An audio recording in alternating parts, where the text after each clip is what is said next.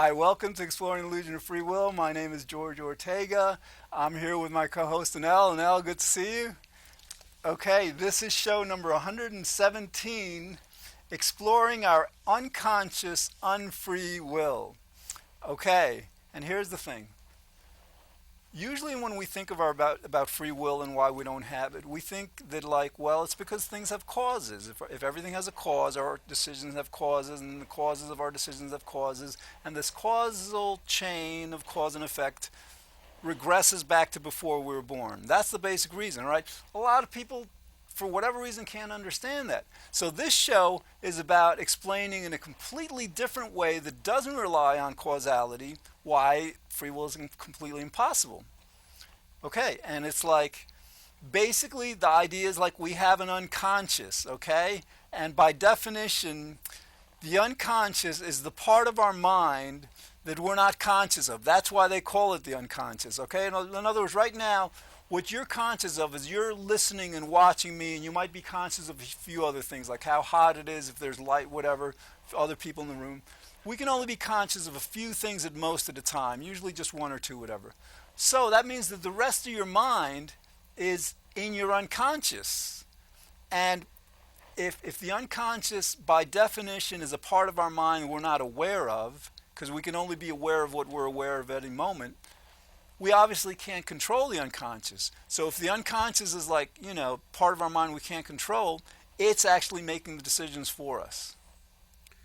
How can anybody think there could be an effect without a cause? No. This is unconscious. I know, but you're talking about cause and effect. No, that's what I'm saying. Well, if I had a free will, I would have been paying attention better. All right, go ahead. All right, I can talk about the unconscious. Yes, because and this is a challenging topic. Let me tell you something, because people get causality, they don't get it, because if they got it, they'd understand why free will is impossible. But at least they understand the concept of it. This whole thing about the unconscious is much more nebulous to people. So that's why this is our third, fourth show doing this, and we got to keep doing this because it's a difficult concept. All right, you're making a decision, right? Let's say you make a decision. What are you going to base that decision on? Let's say it's a decision to what to have for dinner later. I'm going to try to give me whatever gives me the most pleasure and the least amount of pain. Okay, but let's say it's a decision between, let's say you want to see a movie, one or two movies, right?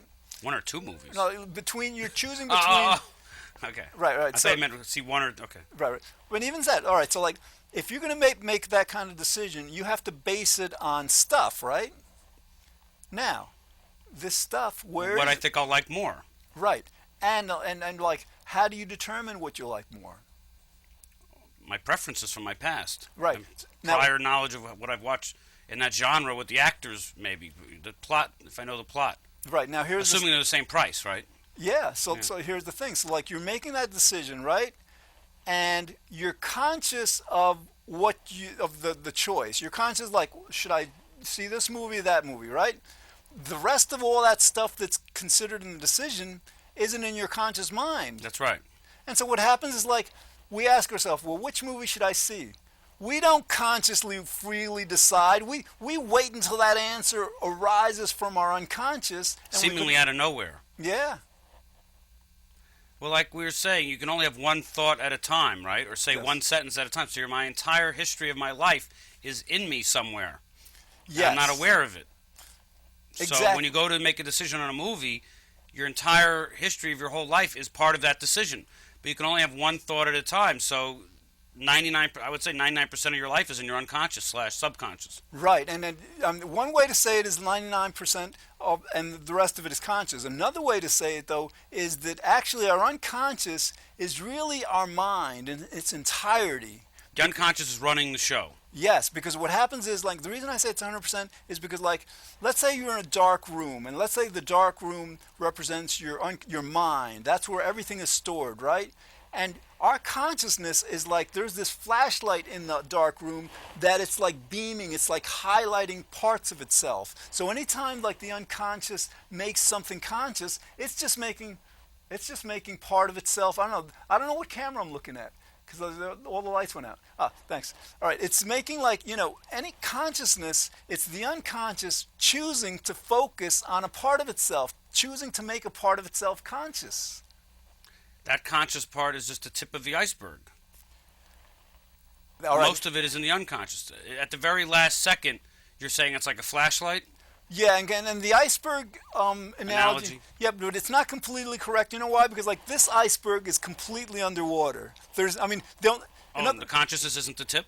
All right, yeah, because this iceberg, it's actually an orb. It's like a big like ball. Yeah. That like it's kind of like turning a little. So like there's a tiny bit that goes over the surface of the water, but that's constantly changing, right? You know, depending on what we want to like be conscious of, or what we're conscious of any moment.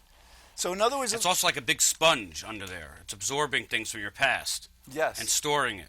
Yes. All right. Now again, the unconscious. Think about it. The reason they call the unconscious, we're not aware of it. And like, if anytime, like, if we want to, like, you know, decide which movie to go to, what to eat, what to do, any decision you make, you have to base it on data. And a lot of times people do things and they don't know why they're doing it. That's a good point. But just because you don't know the causes doesn't mean they don't exist. Right. So it's in the unconscious. You make any decision. Let's say, you know, well, I want to like see this movie instead of this one. Then you ask yourself, well, why do you want to? And then you might say, well, because it's a comedy. I prefer comedies to other. And then you say to yourself, well, why do you prefer comedies? Well, because ultimately you're going to get to a point where I don't know. That's the way I am. That's the unconscious. Ah, that's fast. Oh, we didn't define free will and why it's important for this show. All right, let's do that. All right, I'll start. Tell me to define free will. All right, if we had a free will is like the biggest fairy tale ever. It's a lie. It's a sinful lie. It's not defining it, but okay. Free will, if free will is that stuff would actually be up to us, that we wouldn't be puppets, we wouldn't be robots, automatons, you know, that's free will. So free will is being able to make a decision that's 100% independent of your genetics and conditioning. Yes. And it's totally impossible. Like you say, it's a fairy tale. Why is that important to not believe? Why is this show important? The show, this is the most important show, along with your show, because you got a bigger audience. This is Manhattan and White Plains. Yeah. Yes, actually, our shows are the most important, biggest shows ever in the history of the planet. Because we just did a show on this. Because nice to be humble without free will, but anyway. Well, that's the thing. I can say take credit this. For it. If I believed in free will, that might sound a little arrogant or conceited or boastful and stuff. But I know that nothing that I do is up to me, and that's why I can say this in complete modesty and honesty. So here's the thing. So this is the biggest thing ever, because humanity, the human species, the human race, everybody is completely deluded about who we are and what our place in the universe is. I agree. And why does this matter? Well, it's the biggest thing ever, because believing in free will, or anytime you make an action, your free will encompasses everything. So no matter what you do in life, you have some paradigm of free will or not, and basically, in that paradigm, touches law, school, work, crime and punishment, rewards, and religion. You can't do anything in life that doesn't have free will or not free will affecting it. Yes. So why is it the biggest thing ever? Because it encompasses everything. Right. No matter what you say about finding aliens or learning about life after death or a happiness pill, whoever's discovering those things will have to not believe in free will, so they don't think they're the ones doing it. That's true. It encompasses all the other things that you think are so great. It's very important because, like, you know, modesty, humility, you know, it's important, you know, like, because when we're boastful and arrogant and stuff, it separates us from other people. So when we think we have a free will, we become proud of what we do. That's not good. To the extent that we understand nothing is up to us, then we're no better than anyone else. Nobody else is better than us. We're like, you know, it makes everyone equal. No, but I'm saying some of the other things that will be the biggest thing ever, like finding intelligent life, figuring out what happens after death, and a happiness pill, can't compare to not believing in free will, because the belief in free will or not encompasses all the other accomplishments. All right, here's the thing. In other words, it's a way of looking at things. Right. It's a consciousness. If there's, and we got to get back to the topic after this. Right. Do you understand what I'm saying? Yes. If there's an afterlife, okay, we wouldn't have a free will in the afterlife either. Because let's say we're angels up there, like hanging out. Scientists that discover the afterlife, are they believing they freely willed that discovery? Oh, no, you're it's right. more important. No, okay. You're right. Absolutely. So if we discover that there's no that there is an afterlife, fated to discover. Right. it wouldn't have been up to this scientists anyhow. It's like the universe making them discover that. But then the question is like, if you could only know, like, you could either know for sure that there's like an afterlife, or know for sure that there's no free will. I don't know. Even though no free will is the biggest thing ever, I think I'd probably want to like know for sure that like there's like an eternal afterlife. I don't know. You mean if the universe gave me the quote unquote choice? Right. I would do whatever is the most hedonic imperative. In other words, the pleasure principle, sigma. Whatever gave me the most pleasure and the least amount of pain. I could only choose one or the other? That's the thing, yeah. Well, it would make me feel better if you told me that there was an afterlife. That's me too. So like, but was I blissful in it? Yes, you'd have to be. Well, because otherwise, like an afterlife where there's no bliss. And that's another thing why this is important. No, the biggest thing ever would be being happy all the time. Right. Well, yeah. A pill that discovered that. Absolutely. But, I don't know how it's possible. All right, but like knowing what happens after death, this happiness-filling stuff, it hasn't happened. So that's why this is the biggest thing ever. We got to get back the unconscious. Yeah, right. This is conceivable that can happen. Those are a little, yeah. Right. The unconscious. All right, so you're making any decision, okay? You're basing it on memories. Like, am I going to wear brown shoes or sneakers, okay? Brown shoes, brown, sneakers, shoes. This stuff isn't in your conscious mind because you're only conscious of whatever. So it has to be in your unconscious. Okay, if you're going to decide between these factors that are in your unconscious and your unconscious isn't accessible to your conscious mind, that means the decision has to be made at the level of the unconscious. You get that? Like, if all the data that we're making any decision... What if I told you I like brown shoes because it's my favorite color? All right, then you ask yourself, well, why is it your favorite color? And again, the thing is... So the unconscious has to be in play. Right, and you might say to yourself... So you might know why you chose those shoes because they're your favorite color, but you don't know why it's your favorite color. Exactly. Basically, I could tell you that everything is a genetic predisposition. That's why. Well, yeah, or it could be like conditioning. We could be like... A genetic predisposition means your genetics interacting with the environment. Everything... Yes. Now I'm going out on a limb here. Everything is a genetic predisposition. Everything. Name something... We're live. We're live. We're not live, and we're taped, but we don't rehearse this. Name something that could not be a genetic predisposition. I agree with you. You do? Oh, that's good. No, absolutely. Because like even though like conditioning, like we may have a certain predisposition, genetic predisposition, whatever, and our conditioning may influence or change that, but it's our initial genetic conditioning that determines whether the conditioning, the environmental conditioning will change it. I believe everything is genetic predisposition. It's got to be. Fundamentally, absolutely. Because the genes... So depression isn't a choice, a free choice. Homosexuality it's all genetic predisposition. You were genetically... So when these guys say you're going to hell if you're gay, they had no choice in the matter. All right, then that's another, like... Free choice. Yes, with religion, they threaten you, if you're not like this, if you don't believe this, you don't believe that, whatever... then you're going to suffer eternally. That's not true. I mean, like, first they don't know that, but it's a very hateful belief. So, like, to the extent you understand that nobody has a free will. Well, in Christianity, if you don't use your free will and believe in Jesus, you go to hell. I know. So that's emotional blackmail. How's that giving you free will? It should be. I heard that guy on the internet say, if you believe in God or Jesus, fine. If you don't, fine. That would be a freely. But to say, if you don't believe in me, you're going to suffer eternally in hell. I know.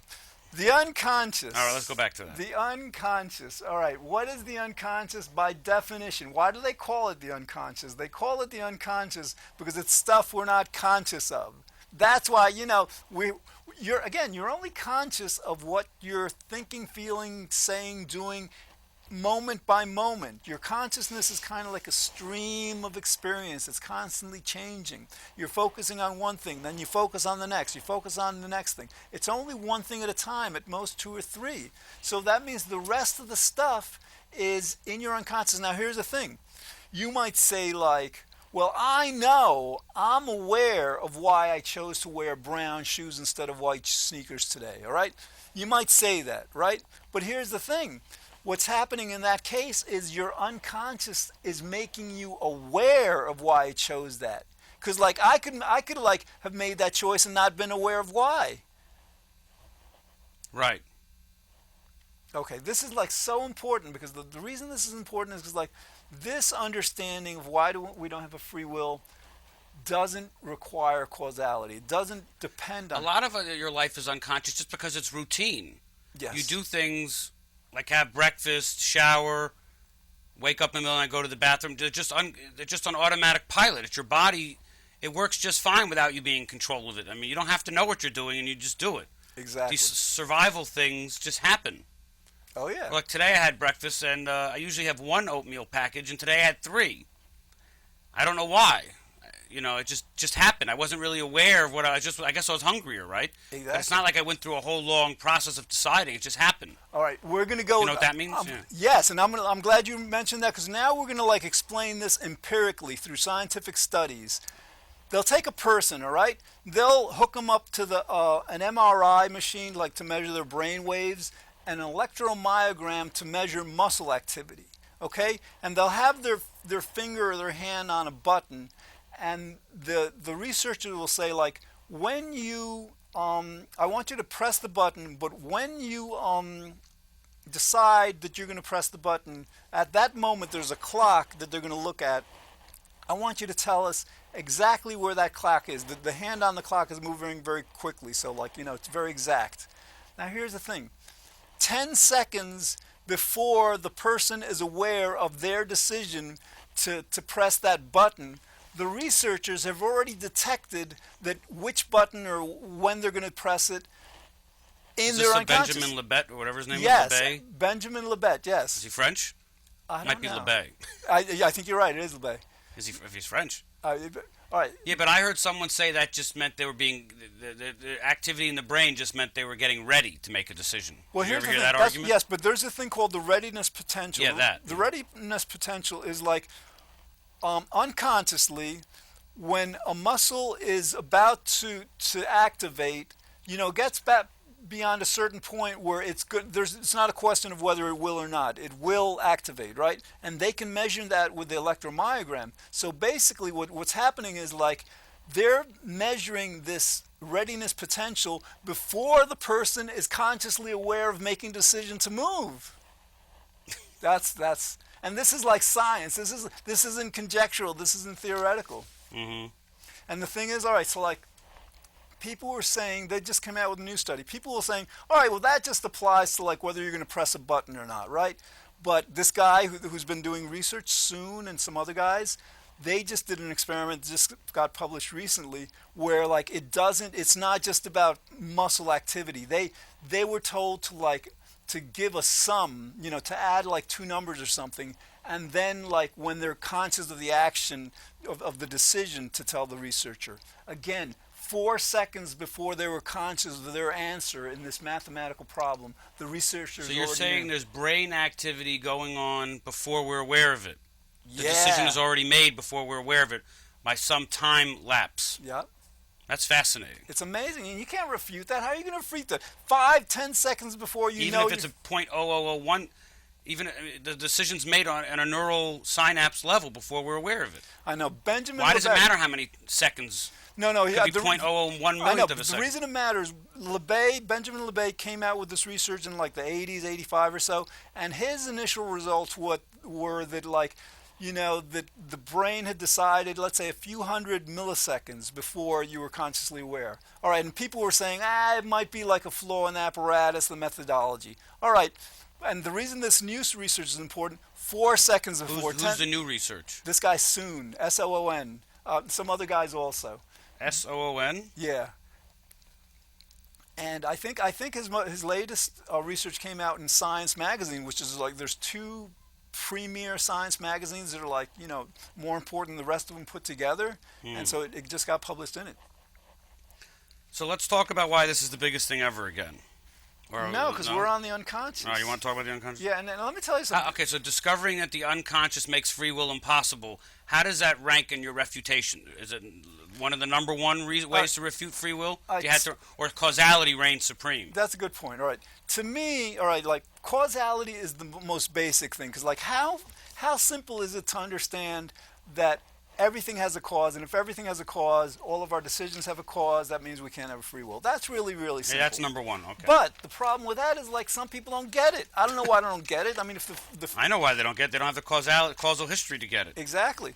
So number one is causality. Go ahead. So the value of this free will refutation, the unconscious, is that it refutes free will in a way that absolutely doesn't require any kind of consideration of causality. Having said that, like the unconscious mind, if we make a decision that we are conscious of, there's causes to that also. So like if there's a decision made at the level of the unconscious where all our decisions are actually made, it's causal also. So in other words, our unconscious mind refutes free will in two ways. But basically this show is just about how, the fact that we have unconscious doesn't it doesn't matter whether things have causes or not. If our decisions are based on the unconscious, they can't be freely willed. Mm-hmm. All right, let's go through this again. Explain to them why, all this thing about, because they got to hear this more than once. The whole thing, because you got to understand, this is revolutionary. You're trying to get people to understand stuff that they don't really think about. The whole thing from the beginning? Absolutely. The belief in free will is the most toxic. No. The unconscious. Explain to them why. The unconscious, I can only have one thought at a time. My whole life is in me somewhere. So, if I can only have one thought at a time, obviously everything I'm deciding with, to me, is like, I'm not aware of what I'm making my decisions on. Even if I am, and you can say, well, why are you wearing this jacket? Well, I like a nice blue sport. Well, why do you, I don't know why, but I just, somewhere from my childhood conditioning, it became a part of me. And so if I were to say to you, yeah, but you're conscious of the decision you made, so that makes it freely, what would you say to that? You mean if you said to me, I know the reason why? Well, yeah, let's say let's say that I say to you, let's say... Yeah, but if I'm conscious of the decision of the making, it still has a cause, right? Right, but all right, you can address this. All those without causes the are in the unconscious. There you go. That's the thing. In other words, I'm only conscious of the very last split second of it. Right. So, I like the tip of the iceberg theory, but I know what you're saying. So, I'm only conscious of a tiny fraction of my life's history at one moment. Right, and since this consciousness is constantly changing, that means that the rest of it is part of the unconscious. Again, I'm not conscious of my unconscious. It comes in dreams and hypnosis and things that you're not even aware of that are in your life that from childhood that were a part of me, but I can't remember them. It happened to me, but I don't know. They're all just a part of a mosh pit of my brain. Right, because if we could consciously recall and decide, nobody'd ever have to study for a test. Why do people study for the test? To get those neural connections, to get them. All right, I want to go through this. I didn't go through this before. It's important. Okay, there's 3 components to any decision you make. First, there has to be a rationale for the decision. In other words, why are you making it? Justification. And that relies on data, memories, stuff you've learned, stuff you've experienced. All right, this stuff is all in the unconscious because our conscious mind is not a memory storage mechanism. It only is an awareness thing. It's not a decision-making mechanism. All right, so the first component is data. It's in the unconscious. The second component to making a decision is the processing of that data. Okay, in other words, you've got to apply some kind of the second, the processing I would say third. The second is the principles. In other words, you have the data, and there's got to be reasons why. In other words, we're hedonic creatures. So you've got a choice between A and B. What makes A better than B? And naturally, it would be that it would create more pleasure or less pain. It's the right thing to do. So basically, there are principles upon which we base any decision. The third component is all right, you've got the data and you've got the principles. You've got to have some processing like a computer does that applies the principles to the data. So now here's the thing.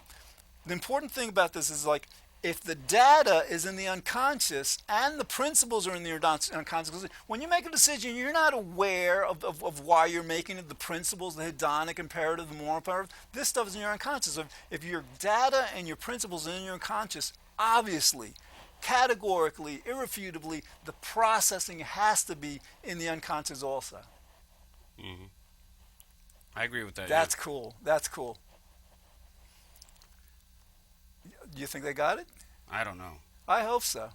If like You're not aware. You're not aware of what's in the unconscious. That's why it's unconscious. that. Unless, can't you do like hypnosis or something to find out what's in the unconscious?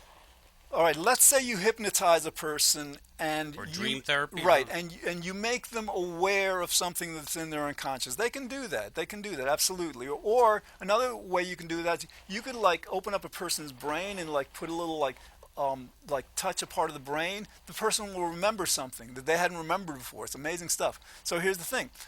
In those cases, whether it's hypnosis or some other method, you're still making the unconscious conscious. That stuff is still in the unconscious. Wow, that's fascinating. Yeah, let me tell you something. Causality is cool, but just the fact that our entire mind is the unconscious. So you think the unconscious argument is the second highest reason why? I have like 20 reasons here, but you think that's number 2? Yeah, you know why? Because all right, when we talk I think the hedonic imperative is number 2. Yes, but you want to know something? The hedonic imperative that we always seek pleasure, avoid pain, is in the unconscious. It's part of the unconscious. In other words, Oh, I see what you're saying. yeah, because in other words, that's how we're hardwired. We're designed to seek pleasure and avoid pain, and it's something that we're not consciously aware that that's the way we are. That's just the way we are. And again, the principles, why do we decide that one option is we predict is going to create more pleasure than pain? There's reasons for this. All right, we're running out of time.